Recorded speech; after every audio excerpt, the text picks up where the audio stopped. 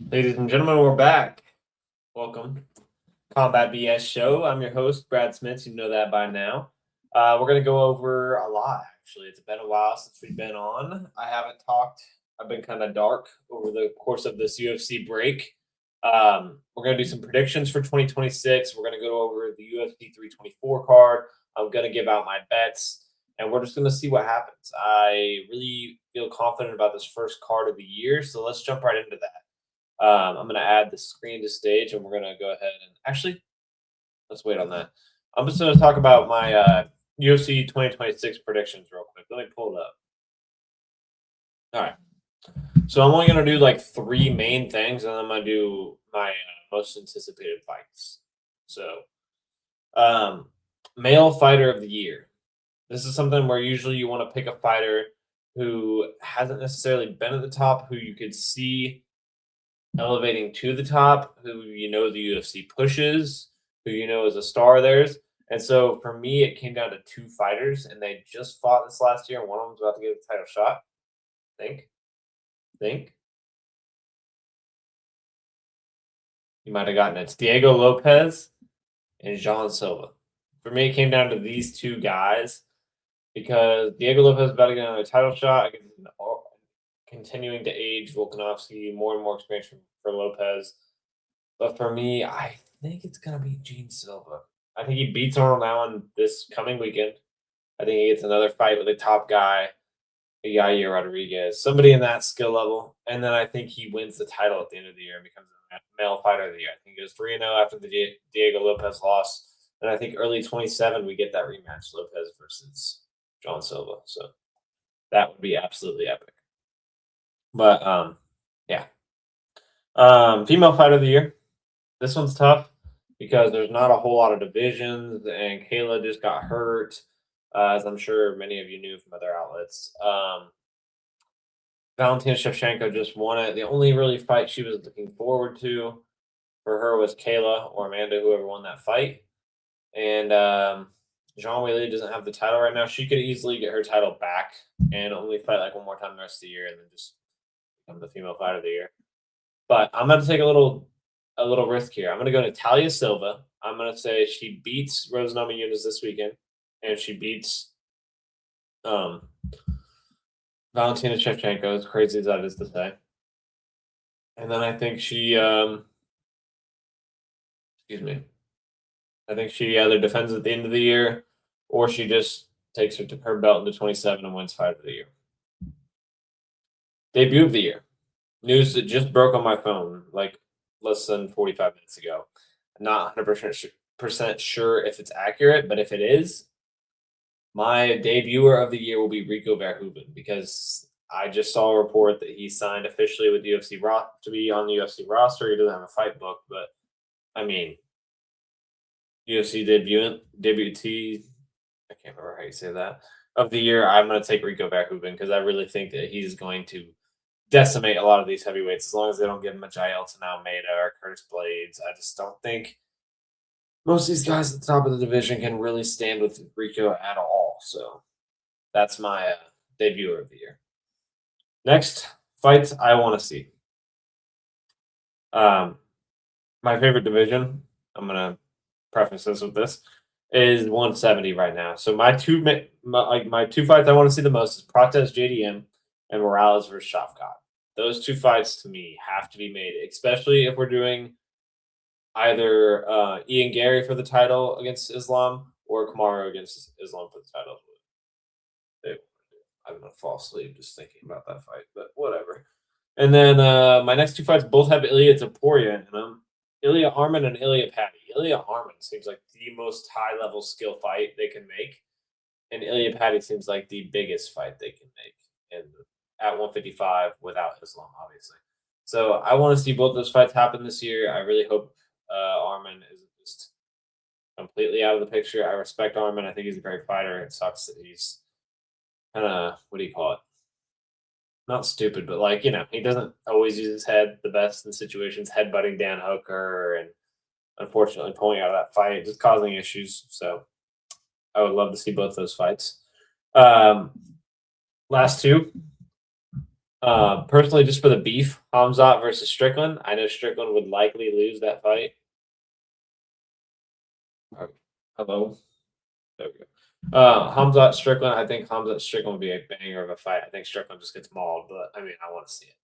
But he'd have to get by Fluffy, and I don't see that happening. So we'll see. And then O'Malley Yan. The first O'Malley Yan fight was very, very close. I think they gave it to O'Malley in the third on damage. The first is being a little more busy. I thought, honestly, every time I watch it back, I think Piotr won, but it is what it is. They were trying to push O'Malley, whatever. Everybody else say that. But that rematch has to happen. They are both absolute stud strikers. O'Malley's got taken down a few times by Piotr, but who wouldn't want to watch that absolute war? So those are my most anticipated fights and my predictions for male and female fighter of the year. And now we're going to go on and break down UFC 324. The first card, streaming to you live, Paramount Plus. This is such an exciting era for the UFC. No more pay-per-view, just numbered events is what they're calling them from here on out. Let's go with UFC 324. Let's break it down from the bottom. Josh Hokett versus Denzel Freeman. I don't know much about Denzel Freeman, but I do know that a lot of people say he's super boring. He's 7-1. Josh Hokett's 7-0. To me, I think Josh Hokett, with that wrestling base and that athletic base, is just going to be able to find a way to bring this fight to the ground and just land a lot of ground and pound. Yeah, nothing more than that. I just think that Josh Hokett's going to win this fight. Michael Johnson, Alexander Hernandez. This would have been a banger like 4 years ago. It still is a banger now for a prelim fight. Give me Michael Johnson. Nothing more to say.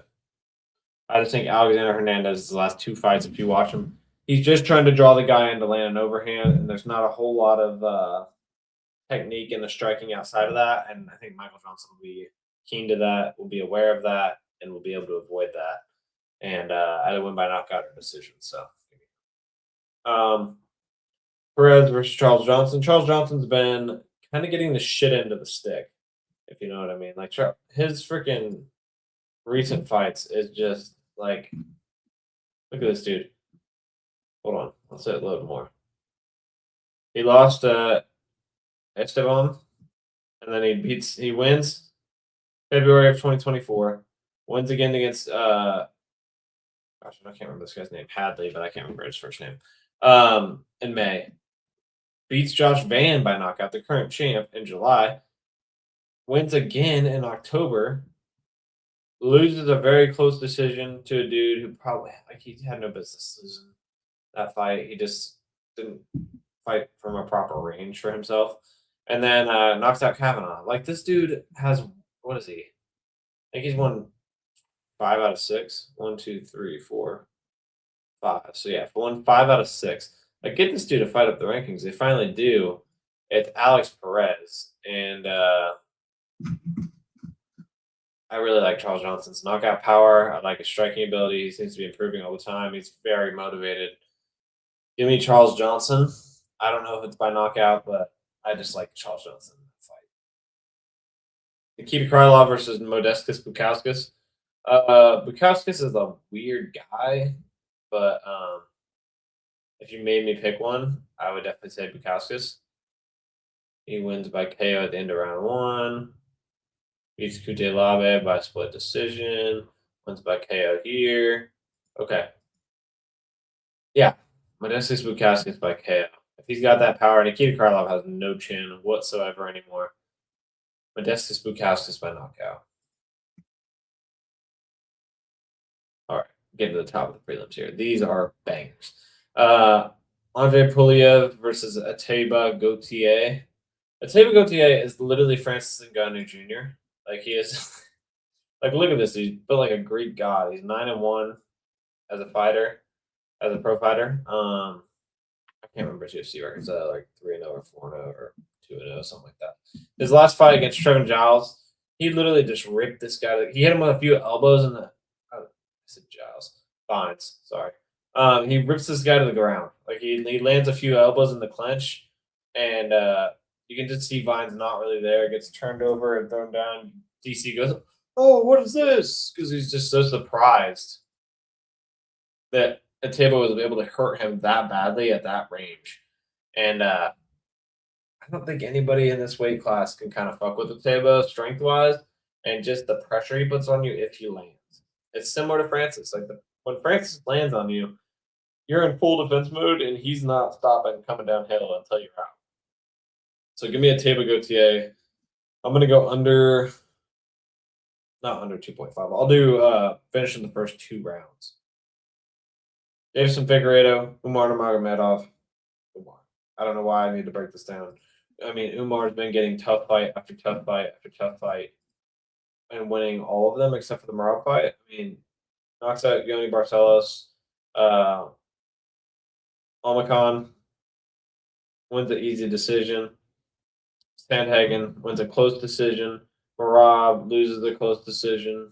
And then Batista, that fight was weird. He lands a huge knee, Batista does. He doesn't even win the round on the judge's scorecard. But wins the 3-0. Like, should have won by 1 round on every judge's scorecard, but whatever. I think both Corey Sandhagen, I think both Corey Sandhagen and Mario Bautista are better than Davison Figueiredo at this weight class at this point in his career. I don't see a world where Umar loses this fight. Moving along. You guys know my predictions for fighter of the year already. So you guys know who I think is winning both of these next 2 fights. John Silva by knockout, Natalia Silva by either knockout or decision. Probably decision. Rose is tough as hell and has great footwork. Keep it moving. Derek Lewis and Waldo Cortez Acosta. Waldo, the Dominican Republic, man. And Derek Lewis from USA. USA in his hoe, like he likes to say. From the United States, it's hard for me to want to root against Derek Lewis. He's turning 41 this coming week, I believe. He's an absolute beast. A good time to watch with all your friends, no matter what. Always puts on a great performance. And Waldo's been fun to watch lately too. The pirate, the eye poke thing, and for against Tom Aspinall's teammate, and just a lot of super entertaining happenings in his fights recently. And I just don't see a world where Derek Lewis is able to knock him out. He hasn't been knocked out. But I'm not betting against Derek Lewis. So let's just run neutral in this fight. But I'm going to go the first or second round finish, though. Hell, obviously. Our co-main event of the evening, ladies and gentlemen. A super quick striker, Song Yadong, with not a lot of reach, versus the lengthy, great striker in Sean O'Malley. He's very fast as well. O'Malley versus Song Yadong. I'm going to pull up Agent MMA. This is an AI that I like to use to break down my fights that I'm looking at, because it really allows you to kind of see what each fighter does best. I'll show you what I mean. See, look. Yadong has better takedown defense. He's got better takedown, he's got a worse takedown percentage completed. That's crazy. Striking accuracy for O'Malley is way up. Striking accuracy for volume is up. Submission threat's a little higher for O'Malley, even though not happening. And strikes absorbed per minute. O'Malley absorbs more, but he's faced the higher competition. If Song can get one of those power hooks on O'Malley's chin, it's possible. But I like O'Malley with that volume, with the accuracy, with the distance, to be able to manage that distance, to be able to manage that range, to be able to put a lot of pressure on Song, maybe wear him down a little bit and find a finish. But I'm just going to take Sean O'Malley on the money line. And I mean, like, if I was betting him, he's not in my picks, but if I was betting him, I would take Sean O'Malley on the money line. And that's all I have to say on that fight. So, Sean O'Malley. And now, the main event of the evening, a interim title fight between Paddy Pimblett and Justin Gaethje. Justin Gaethje has, it's crazy to look at. Paddy Pimblett has almost, or sorry, Justin Gaethje has almost nothing here on damage mitigation and submission threat, which I feel like that's a mistake. And then his striking volume and striking accuracy are both very high. This fight goes to the ground. I think Paddy Pimblett wins it. And for that reason, I'm just going to take Paddy to win this fight. Moneyline Paddy. If you have to bet on it, maybe you go submission, maybe you go knockout, maybe you just find a way to get a little bit of plus money. Maybe you go over 2.5 or over 3.5 or something like that. Justin's going to hang tough in this fight, but I really like Paddy Pimblett to go out victorious. So for me, the bets to make on this card, and this is a parlay. I'm going to put all 25. If you're new here, I'll explain it real quick. I gamble like this. I do $25 per pay-per-view card. I do $10 per fight night. And then I do $5 per Apex fight night. I gamble like the everyday man would gamble. I gamble with small amounts of money. I try to just go slightly positive and build a bankroll. And for me, this card is very straightforward. You parlay with 15 of your dollars, Natalia Silva and John Silva. And then, Natalia Silva, John Silva, and Umar Nurmagomedov. And then the other ones, you go first round knockout for, or under, geez, why can't I talk? First 2-round finish in this fight for Gauthier, and the first 2 rounds finish in this fight for Bogdan Boost. What am I saying? Modestus Bukauskas, sorry. I just don't see a world where the first parlay loses. The second parlay is just to try to boost you up, get you some extra cash. I'll tell you the exact odds on that fight, on that parlay right now. And tell you why I think those are good parlays. Natalia Silva, John Silva, Umar Nurmagomedov, minus 120. Put 15 on that, pays you 27.47. And then you go, they're locked right now, so I can't look it up. But later in the week, Modestus Bukauskas and Teba Gauthier, both by knockout in the first 2 rounds.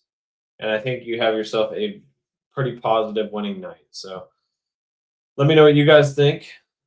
That's my CombatBS slate for this fight night. I'm very confident we'll start in the positive, and then we can roll that into the Alexander Volkanovski card with, I mean, that card is stacked too. Let's go ahead and take a peek at it. Why not, right?